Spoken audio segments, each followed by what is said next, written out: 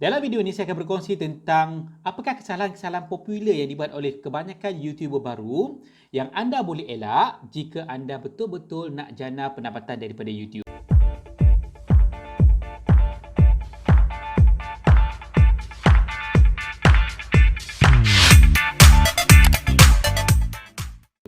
Saya Amin Kamarudin. Sebelum tu saya nak berkongsi yang ini adalah buku yang saya jual dalam bentuk e-book yang anda boleh dapatkan dengan harga yang sangat-sangat murah, iaitu RM30 sahaja.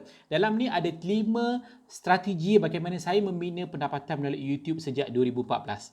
Okey, jom.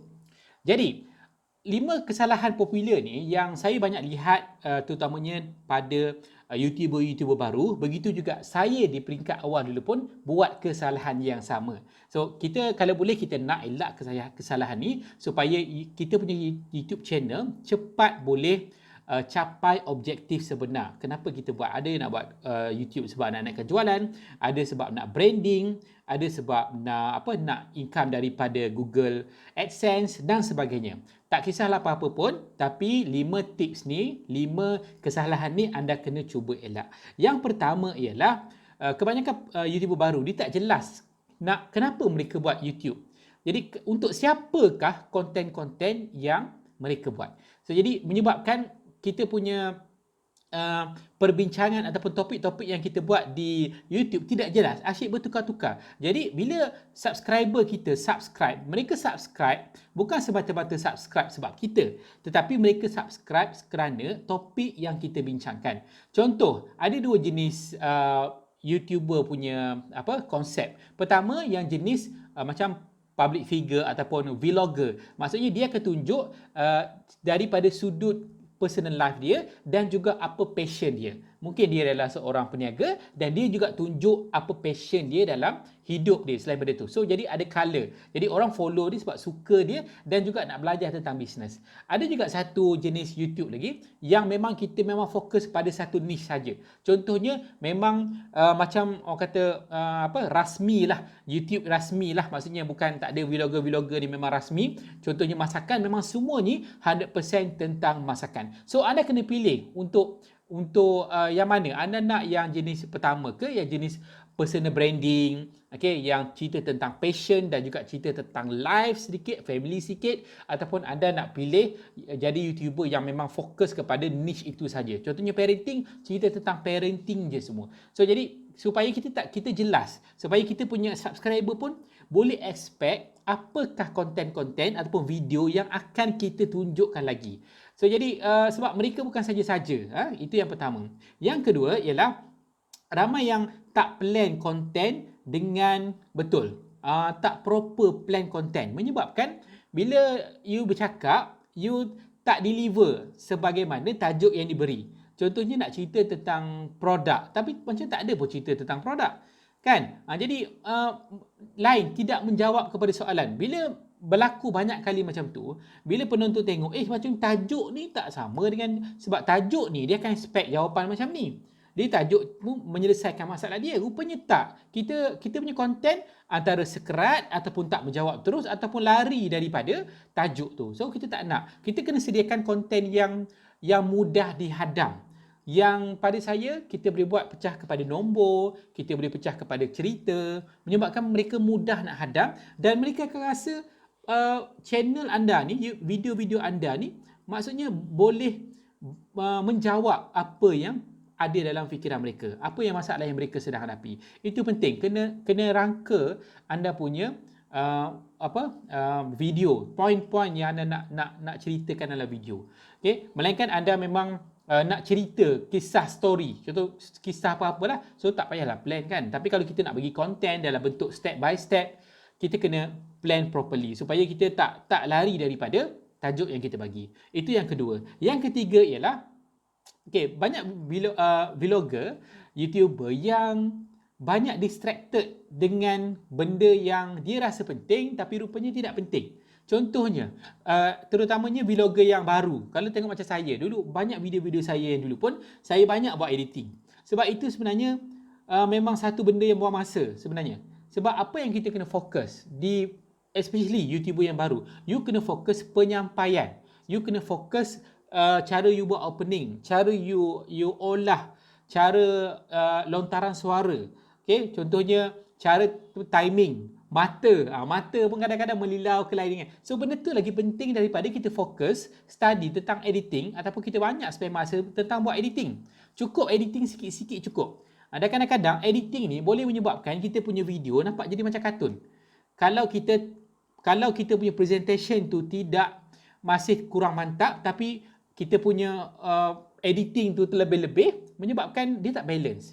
Ada banyak YouTube channel yang saya tengok tak ada editing sangat pun. Editing mungkin 1% saja. Dia letak montage saja, lepas tu yang lain semua dia bercakap je. Hampir kadang 10 minit, setengah jam pun ada yang bercakap je, langsung tak ada kita panggil B-roll ke, tak ada nombor telefon terbang-terbang ke, tak ada. Sebab kalau kita deliver dengan bagus, ada banyak keadaan yang kita tak perlukan benda tu. Tapi ada juga keadaan yang kita perlukan benda tu. Kita nak bagi penonton stay untuk tengok video kita lama. Kadang-kadang dia nak juga tengok ada color-color. Maksudnya ada gambar kan. Tapi itu kemudian ramai orang yang suka bab editing, especially dalam kelas-kelas yang saya buat. Ada penonton yang cakap, oh lega kan, Master Amin cakap tak payah editing. Saya cakap kenapa? Sebab dia tak suka editing. Editing pada dia benda yang sangat teknikal, menyebabkan lambat. So saya cakap tak payah editing. Editing ni sebenarnya tak perlu pun kalau you punya presentation tu sudah cukup bagus. So siapa yang especially you jumpa apps baru kan, software baru untuk editing, ramai yang fokus buat editing ni sampai video tu berhari-hari tak keluar. Dah lah nak buat video tu pun lama kan, bila buat video pun lama lagi nak boleh keluar. So yang bagi kita income, yang bagi kita viewer, adakah editing tu? Sebenarnya editing tidaklah tinggi sangat impact dia, kecuali kita ni memang bercakap tentang grafik, kita memang cerita tentang equipment ke, kita kena tunjuk equipment tu kan. Kalau tak, pelanggan tak boleh visualize. Tapi kalau kita cakap je kan, jadi tak perlulah benda tu. Tidak perlu sangat sekarang. Benda yang lebih penting ialah baiki cara penyampaian kita supaya jelas dan terang. Itu yang ketiga. So yang keempat ialah composition. Composition ni untuk setengah orang tak faham apa maksud composition ni. Senangnya ialah kedudukan kita, angle kita dalam kamera. Dalam frame kita macam mana kita punya angle. Ada orang yang perasan tak? Kita punya handphone, anda punya handphone ataupun kamera, ada yang ada grid. Masa dia buat video, dia boleh adakan grid, boleh onkan grid 3x3 tu. Ada yang handphone yang tak boleh. Dia tengoklah, mungkin yang mahal boleh kot.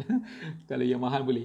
So jadi ini adalah kita punya kedudukan. Sama ada kita duduk kat tengah, ataupun kita duduk kat tepi, ataupun kita duduk kat tepi. So kedudukan atas ni tak boleh terlalu rendah, menyebabkan kita duduk di bawah garisan yang dua dekat tengah ni. So kita boleh tengok macam kadang-kadang vlogger baru, YouTuber baru, kita tengok kedudukan ni macam tak kena. Orang yang tengok tu dia tak tahu composition, dia tak tahu, tapi dia nampak macam something wrong somewhere dekat minda bawah sedar dia. So jadi itu menunjukkan kita masih tak study macam mana nak bagi kualiti video yang baik. Tak perlu dah video yang profesional. Tapi pada saya, tak susah pun nak buat video profesional sebab kamera sekarang semua canggih-canggih. Kan? You kena tahu je composition. You kena duduk kat mana dalam kamera. You nak duduk kat sini, ataupun duduk dekat sini, ataupun duduk kat sini. Dia banyak yang biasa yang obvious sangat ialah rendah sangat dia macam ni. Dia macam ni. Banyak sangat gap. Ni saya tak boleh lah. Saya kena tunduk lah kan. Saya kena tunduk lah. So, angle kamera tu. Biar kita pun ni, kalau boleh kita ni, ada gap sikit je. Ataupun kalau kena pun tak ada isu lah. Tak nampak pelik kan. Tapi kalau rendah sangat tu nampak pelik. Itu yang keempat. Yang kelima ialah, benda ni memang saya suka cakap banyak kali lah. Consistency. Consistency ialah ibu kepada anda punya view, anda punya subscriber, ibu kepada trust yang diberikan oleh penonton anda. So bila kita, sebab tempoh awal, first time penonton tengok video anda, mereka akan prejudge dulu. Mereka tak akan bagi sepenuh komitmen, melainkan kita cakap bagus. Tapi walaupun kita cakap bagus, lepas tu dia tengok, okay, tak ada video yang keluar. Mungkin seminggu sekali, 2 minggu sekali, sebulan sekali tak ada video. Video tu tidak orang kata dipublish dengan berjadual. 6 bulan tak ada video, 3 bulan tak ada video. Jadi penonton tak boleh nak bergantung dengan kita. Saya bagi contoh mudah. Katalah ada dekat TV iklan keluar, slot Samarinda contohnya, adalah pelakon yang sangat famous, contohlah Aaron Aziz lah dulu, saya tak tahulah sekarang dia tak tengok drama kan. Memang nampak dia punya iklan dia tu memang best, dan orang tahu okey, setiap hari Rabu pukul 7.30 malam contohlah. So orang pun tunggu 7.30 malam, tunggu minggu pertama okey, keluar, tapi sedap, so bersambung sehingga bersambung lagi kan, to be continue. Minggu depan tunggu lagi Rabu 7.30 malam, tak keluar. Tu keluar cerita kartun. Cakap setiap Rabu 7.30 malam. Minggu depan keluar balik. Lepas tu tak keluar. Jadi tidak kita punya subscriber, yang orang yang nak follow kita tu tak boleh nak predict kita. Jadi sedang-sedang tak payahlah. Dia tak payah follow. So jadi you kena tetapkan seminggu satu video, seminggu 2 video ke. Cuba untuk konsisten. Paling kurang seminggu satu video. Cuba untuk adakan benda tu. Dan nak konsisten ni bukan senang. Bukan benda senang. Sebab itulah tak ramai orang buat duit dengan YouTube. Ramai orang ada channel tapi tak ada duit. Tak ada income. Ramai orang ada channel tapi tak ada sale daripada YouTube. Sebab tak konsisten. Ramai orang boleh start tapi tak ramai yang boleh konsisten. So kalau you nak plan supaya YouTube ni sebagai satu aset yang boleh bagi kita income.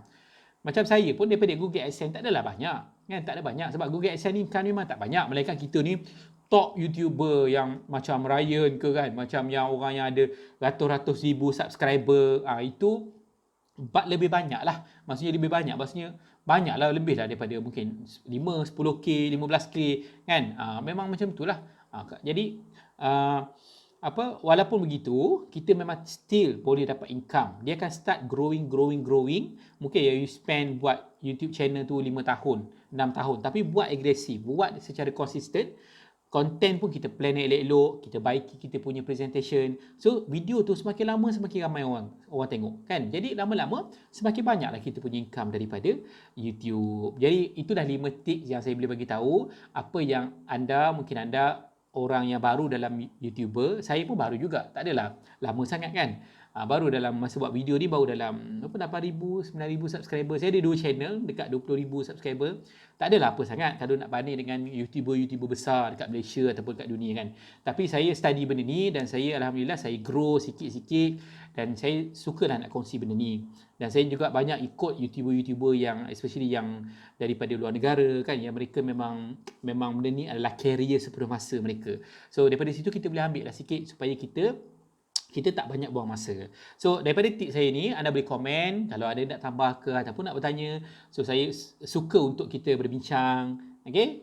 Suka untuk berbincang di bahagian komen. Saya pun nak tahu mungkin apa masalah anda. So kalau ada daripada pengalaman saya, jadi saya boleh bantu untuk selesaikan masalah anda. Okay? Dan saya sekali lagi saya share. So kalau anda nak mendalami 5 step sistem macam mana saya bina pendapatan di YouTube, anda boleh dapatkan e-book. Ini adalah buku, tapi hard cover, hard copy ni saya dah tak produce sebab saya nak bagi murah. So just e-book dengan harga RM30. Okay, so jadi jangan lupa untuk subscribe, like dan komen channel saya ni. Kalau ada apa-apa berkaitan dengan YouTube, sila bertanya supaya saya boleh baiki konten-konten saya yang ke depan dan mungkin jawab banyak-banyak permasalahan dalam bidang YouTube ni. Terima kasih, itu saja.